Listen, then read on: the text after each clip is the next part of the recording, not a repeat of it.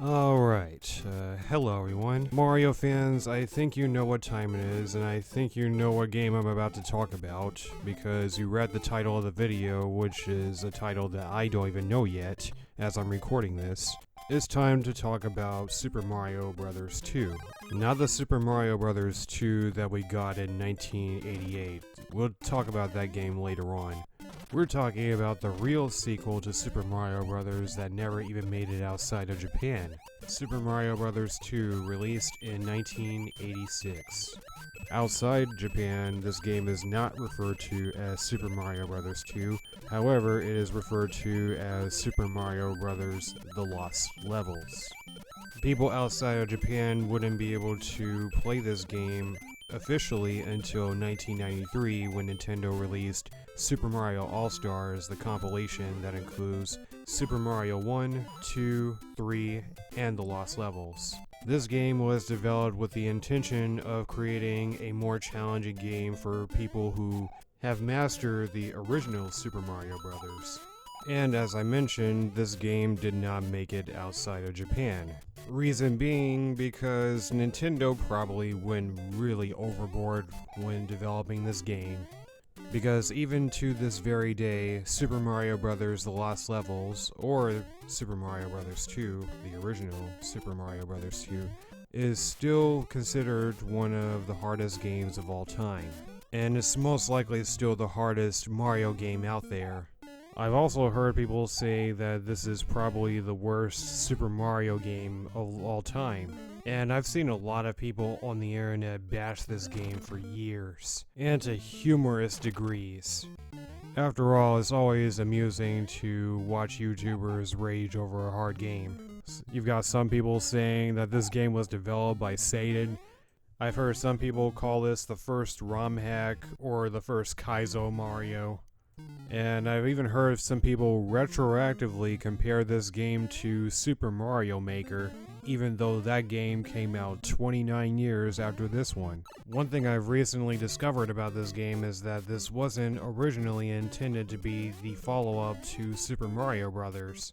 This game was actually inspired by Versus Super Mario Bros., which is an arcade port of the original Super Mario Bros., which I've made a video on. That arcade port was intentionally designed to be more difficult than the actual original console version of the game, and even includes a few new and more difficult levels. This ended up inspiring the creation of the Lost Levels. And some of the levels in this game are actually from Versus SMB. But getting back to the game itself, the game was deemed too difficult to be released in the US, so localizing it was pretty much canned. And looking back, I can definitely see why. The original game was already pretty challenging on its own, albeit primarily because of control issues. But overall, the game had solid level design. But had the Lost Levels been released in the US in 1986, it probably would have damaged Mario as a franchise outside of Japan. And considering that Nintendo already has something great going for them, it's no wonder this game didn't get released in the US. I wouldn't have taken a chance on releasing it myself. This game is hard.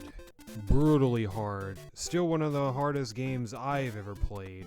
And I had the nerve to go and buy this game even though I didn't even finish playing Super Mario Bros. When I did. I guess that was just the Mario fan in me back then. I see a Mario game, I buy a Mario game. And that's the mentality I had when I went into buying Super Mario Bros. 2, The Lost Levels, when it was available on the Wii Shop channel. I didn't even beat Super Mario Bros. Yet. I couldn't even finish the whole game without using warps, so what business did I have buying this game? The first time I've ever beaten this game was back in 2015, 10 years ago quite exactly, when I played this game on YouTube. And I don't think I picked the game back up again after that. You know what, maybe I played it once for maybe 2 minutes when it got put on Nintendo Switch Online back in 2018 or 19.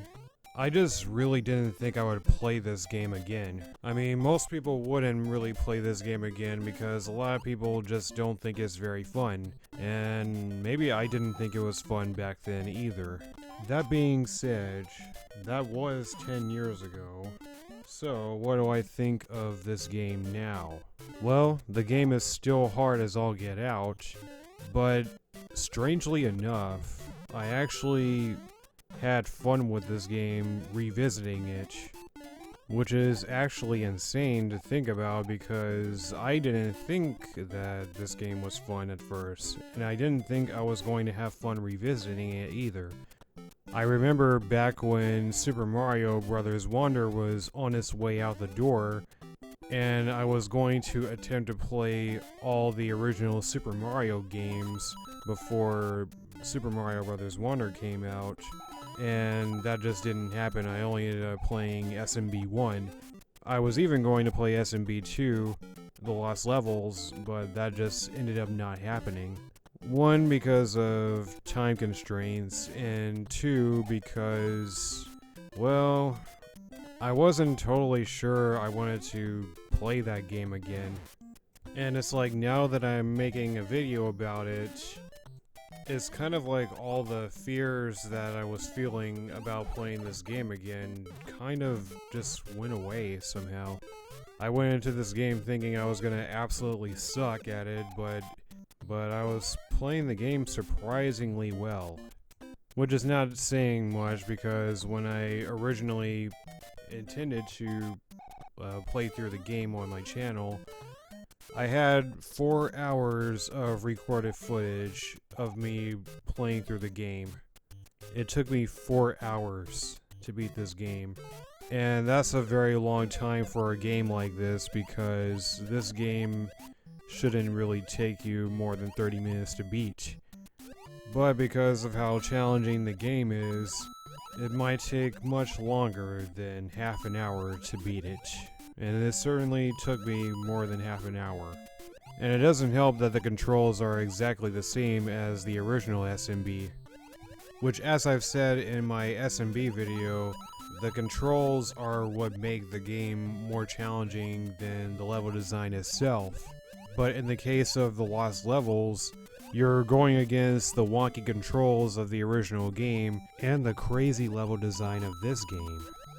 And speaking of the controls, you can play as either Mario or Luigi in this game. Now, I didn't talk about Luigi in the last video because there was really no need to talk about him.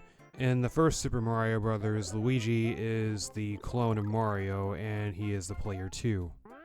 The turn-based multiplayer of the previous game is not here. Instead, you get the option of choosing a Mario game or a Luigi game, where you either play as Mario or you play as Luigi. This time around, Luigi is not just a clone of Mario, he's actually a much different character now, as he has his own set of physics different from Mario's. A lot of people consider Luigi the worst character to play as in this game, and would just rather play as Mario.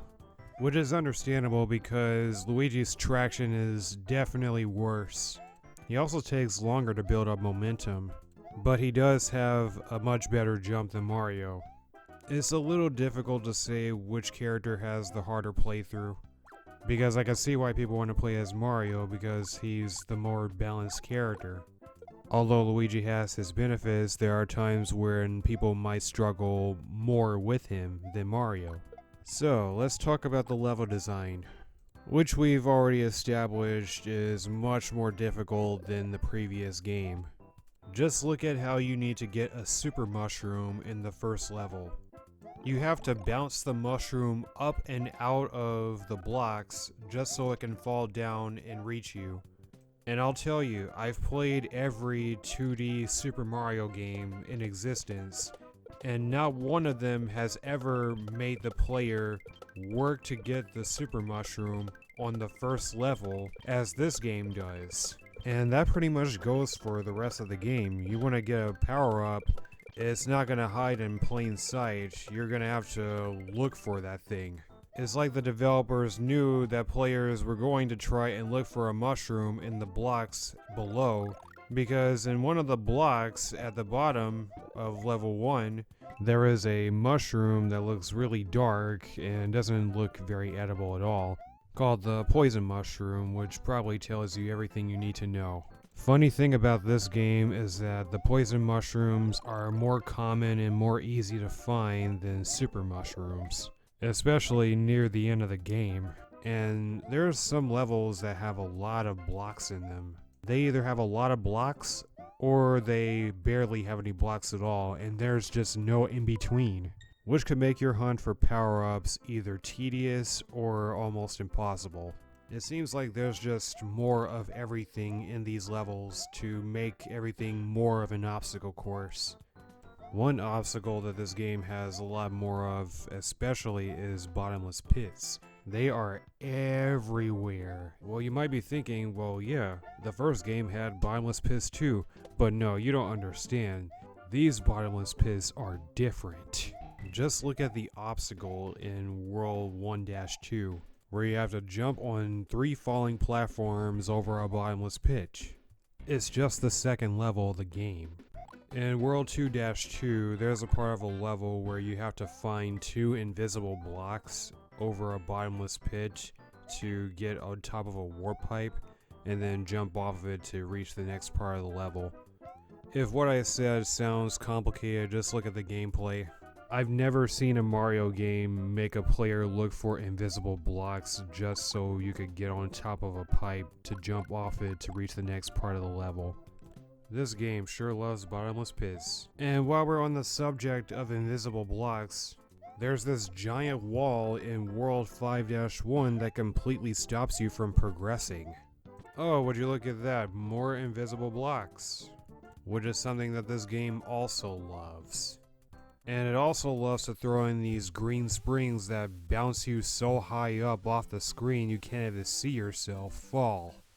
They're first introduced in World 2, and there's an entire level dedicated to them in World 7. And the entire level is a windy level, which is a new feature that is also added to this game. So not only is it constantly pushing you forward, it also forces you to either make really long jumps or you have to be careful where you land. Did I mention that this game loves bottomless pits?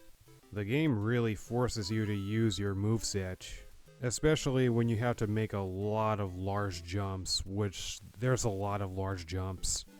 And speaking of levels having a lot of stuff in them, this goes for enemies as well. Looks like I landed in that part of the Mushroom Kingdom where there's a blooper flying in the air. Yeah, I guess these guys can survive outside of water. The bloopers saw the Cheep Cheeps flying out of water, so I guess they got jealous and learned to float in the air. Hammer Brothers are the first enemies I see in World 3-1. This game is really making me bounce off this Koopa Paratroopa so I can make it to the next platform. It's very unusual to see Goombas and Koopas in Bowser's Castle. The game also has a couple of new enemies. First are the red piranha plants, which replace the green piranha plants at World 4. Which, for those who don't know, you go out to a warp pipe with a green piranha plant and it will not show itself.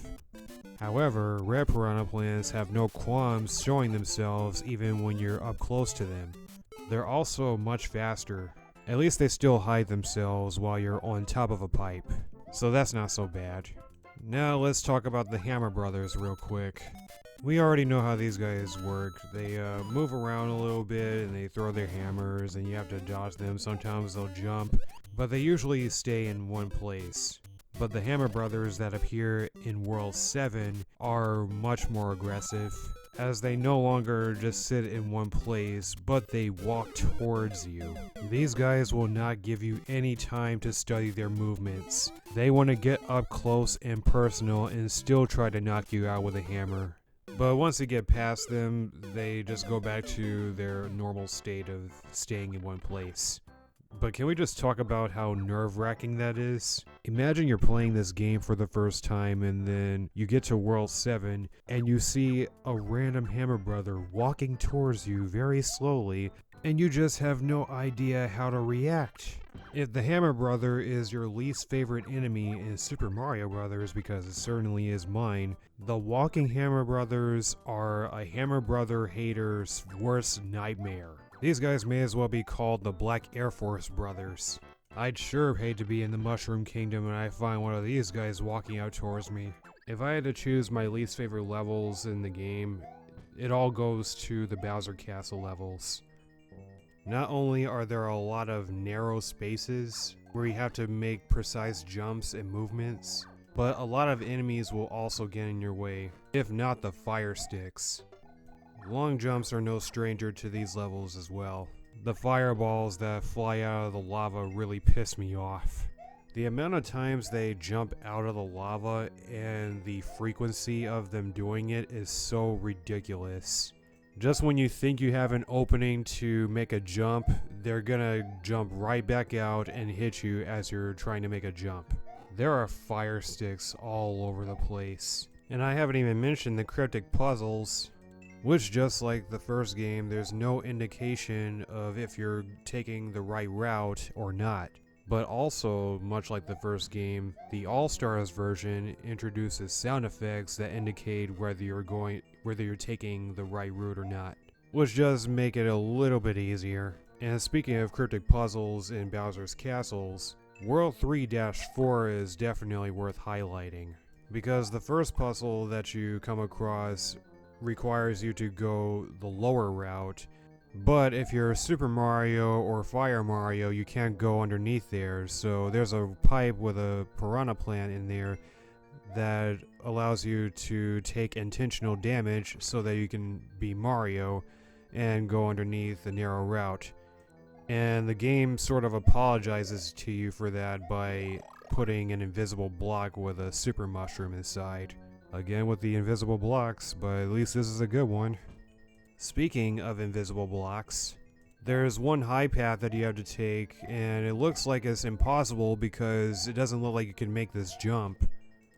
Which, no matter how many times you try, I've tried multiple times and I've just never been able to make this jump.